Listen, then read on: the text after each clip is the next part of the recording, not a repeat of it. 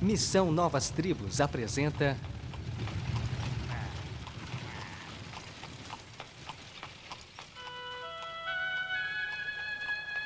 Ital.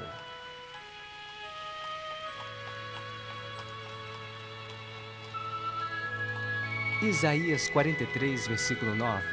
Que ouçam e digam, é verdade.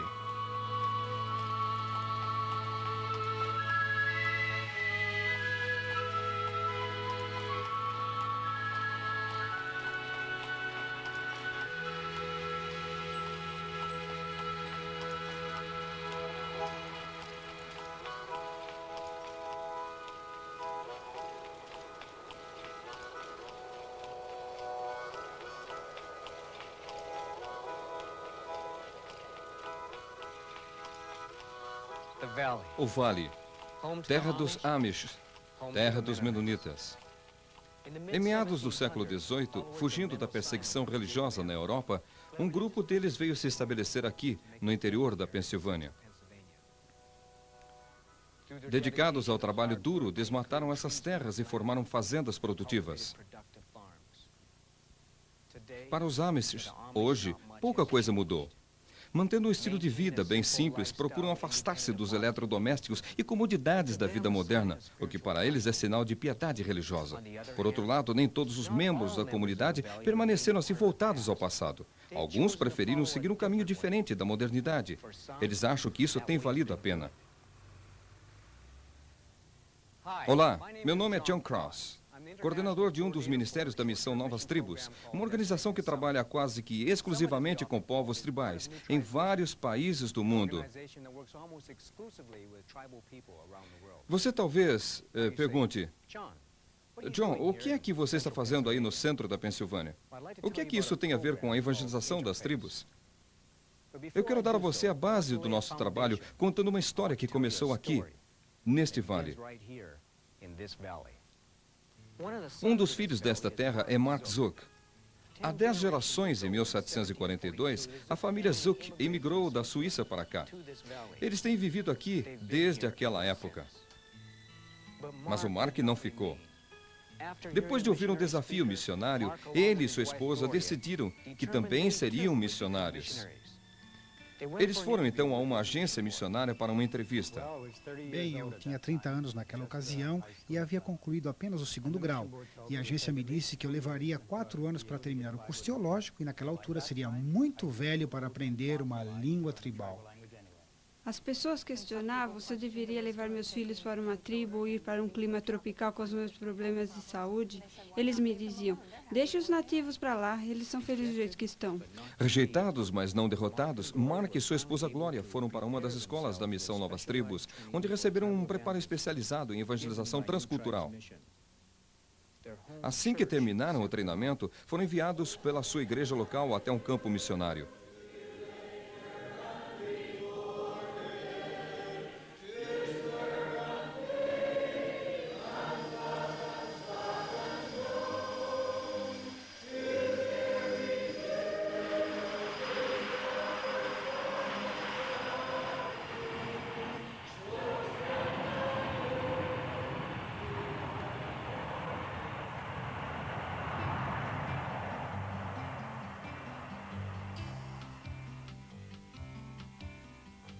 Papua Nova Guiné, a ilha que é completamente diferente de qualquer outro lugar do mundo.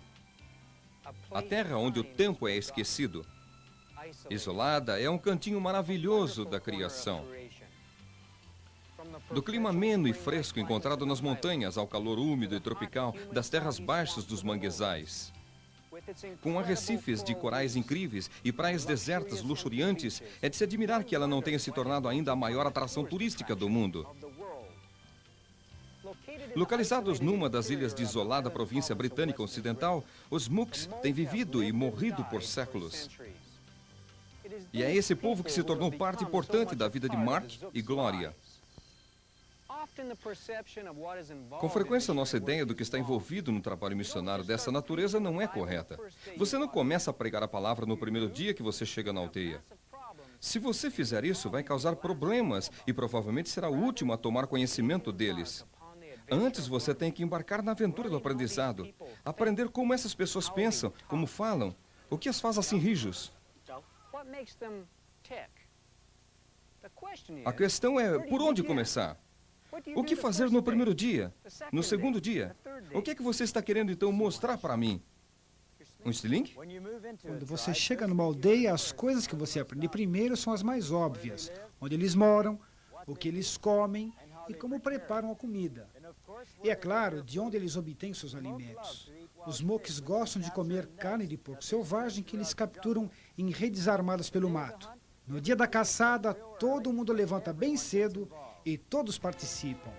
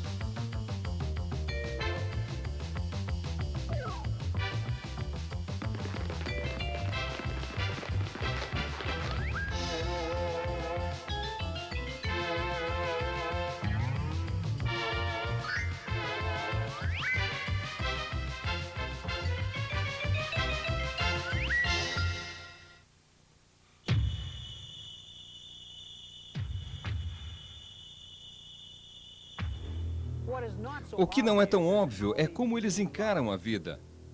Alegria exterior não significa vida sem medo por dentro. É preciso determinação no estudo para conhecê-los a fundo e, com frequência, os fatos descobertos não são assim os mais agradáveis.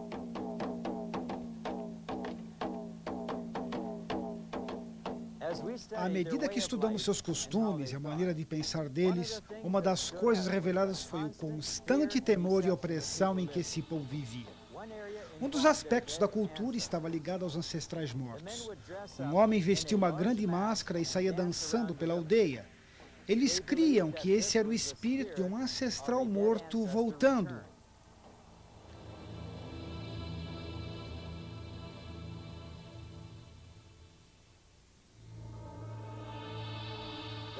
Os homens nos contaram que as mulheres não sabiam que eram eles que vestiam a máscara. Eles guardavam a máscara escondida num lugar reservado exclusivamente para os homens. Eles nos explicaram o seguinte: se uma mulher visse a máscara, ou se ela descobrisse que se tratava de um homem que a vestia, não o espírito, o castigo para aquela mulher era a pena de morte. Quando eu era um menino, minha mãe descobriu o segredo e viu a máscara. Conforme o nosso costume, meu pai, homem severo, ordenou que minha mãe fosse morta quando ele morresse. Assim que ele faleceu, mostraram a máscara para minha mãe, e os 2 irmãos dela levaram-na para o mato. Eles não queriam fazer aquilo, mas as nossas crenças obrigavam-nos. Eles passaram uma corda de casca de árvore em volta do pescoço dela. Eu era bem novo, mas eu me lembro bem. Minha mãe era jovem e eu a amava. Minha mãe foi morta porque ela viu a máscara. Nós vivíamos aterrorizados. Time goes by, the day, the night, and they don't know. Children cry, men live, they die, and they have no hope. So many people just existing.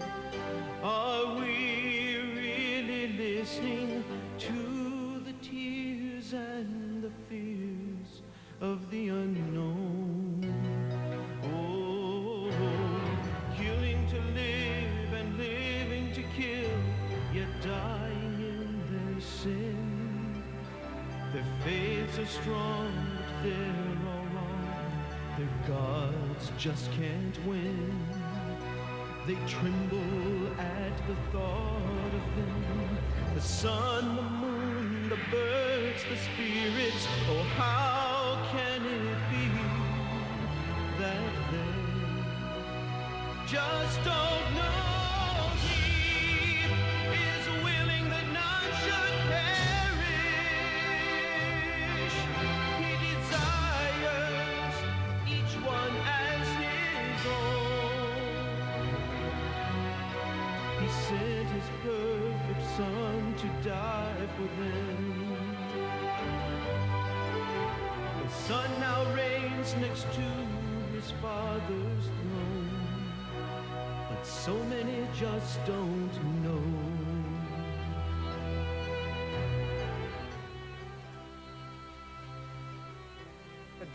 O dia finalmente chega quando você conhece bem a língua e sabe o que eles pensam, podendo iniciar a pregação da palavra de Deus. Mas a questão é, por onde começar?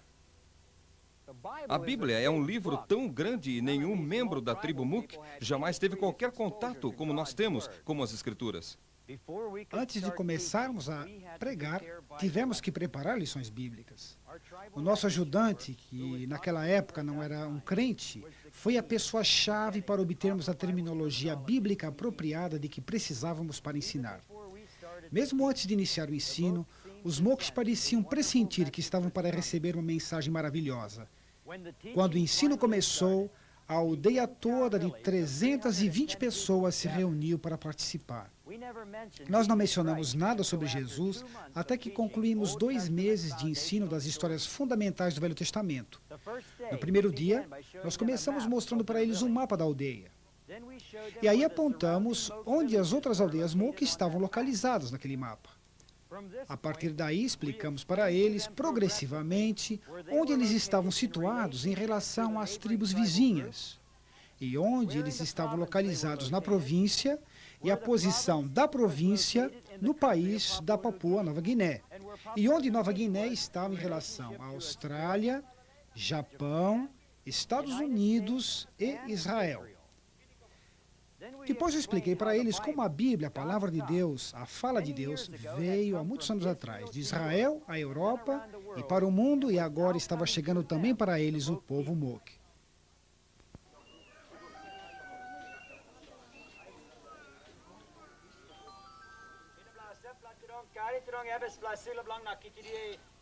Na segunda lição, nós discutimos as crenças dos diferentes grupos sobre como surgiram na Terra. Os Mooks criam que foram criados por 2 tipos de pássaros. Quando eu falei para eles que há pessoas em nosso país que acham que o homem evoluiu de uma criatura simiesca, eles comentaram, que gente estúpida. Então eu perguntei para eles, de todas essas crenças, qual delas é a correta? E eles disseram, nós não sabemos. Aí eu expliquei para eles que por essa razão, Deus nos deu sua palavra escrita que nunca muda. Começando com Deus, nós explicamos como Ele é, seus atributos. Aí falamos sobre Satanás e seus anjos caídos.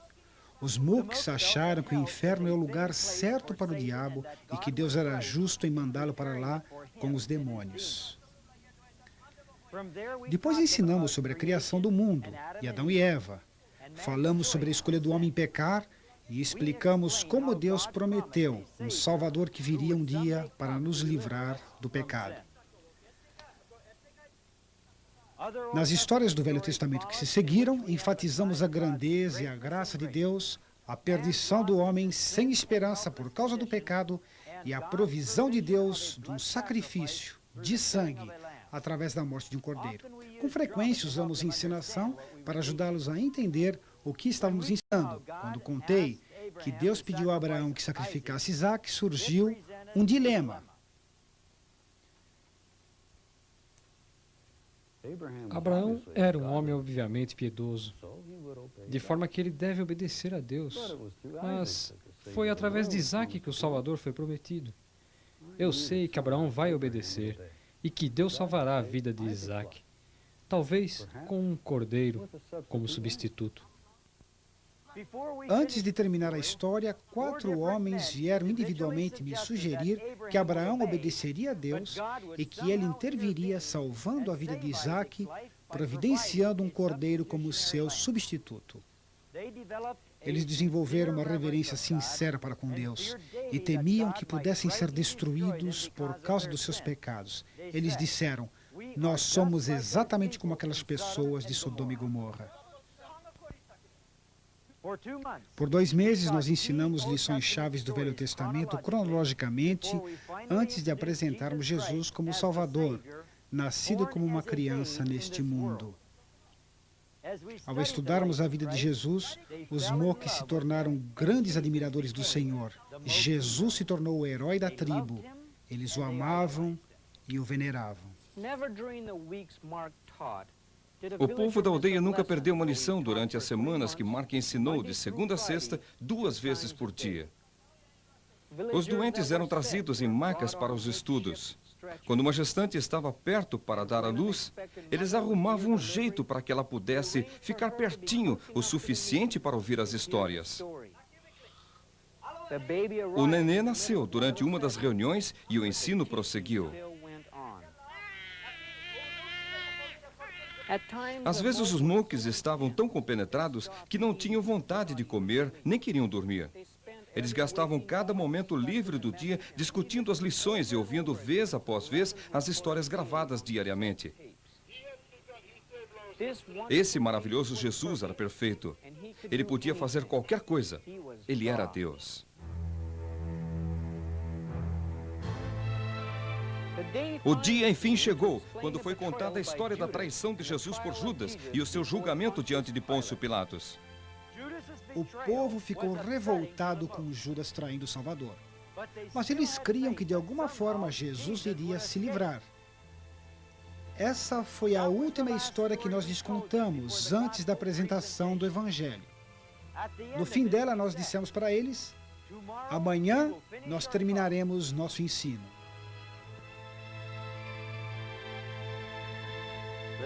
Na manhã seguinte, a aldeia toda estava reunida antes do nascer do sol e eu comecei apresentando Jesus diante de Pilatos. As pessoas estavam muito sérias. Quando viram na representação Jesus sendo cuspido, batido e colocado na cruz, eles ficaram simplesmente atônitos. Eles ficaram abalados. Não podiam acreditar no que estavam vendo. Pelo fato da morte e o derramamento de sangue ter um significado profundo para o Evangelho, nós havíamos enchido uma bexiga com água colorida para ser furada pelo nosso soldado romano designado. Foi quando eles viram o sangue que a história começou a ter significado para eles. Nossa exposição e apresentação da ressurreição de Jesus foi simples, mas poderosa para eles. O Salvador estava vivo.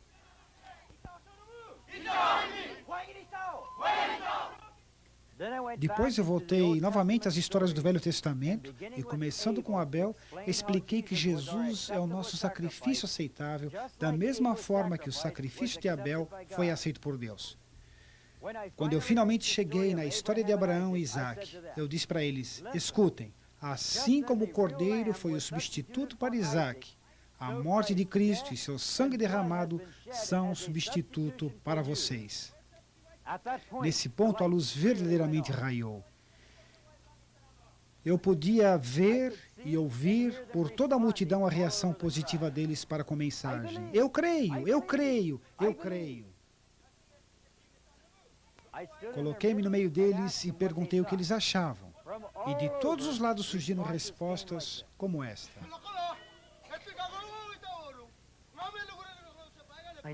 Eu sei que nasci no pecado e creio que Jesus pagou pelos meus pecados, que Ele morreu em meu lugar. Ele é o meu Redentor.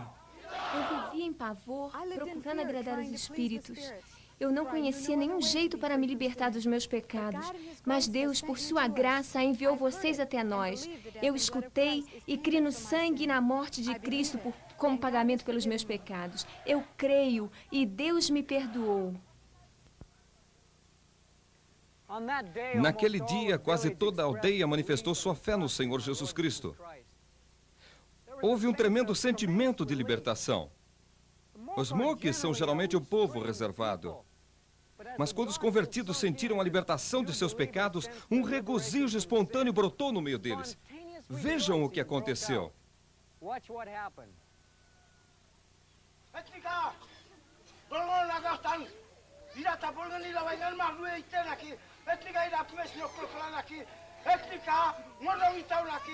Esse homem está testemunhando que ele também crê que Jesus Cristo pagou pelos seus pecados.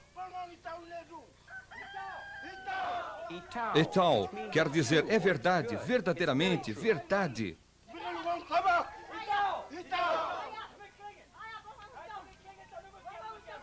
Vovó também se regozija no fato que ela também crê.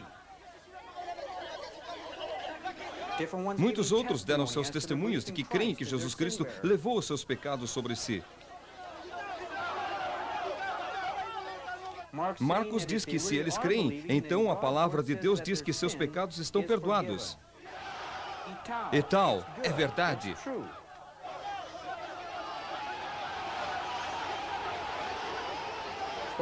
Um regozijo espontâneo rompeu entre eles e continuou por 2 horas e meia.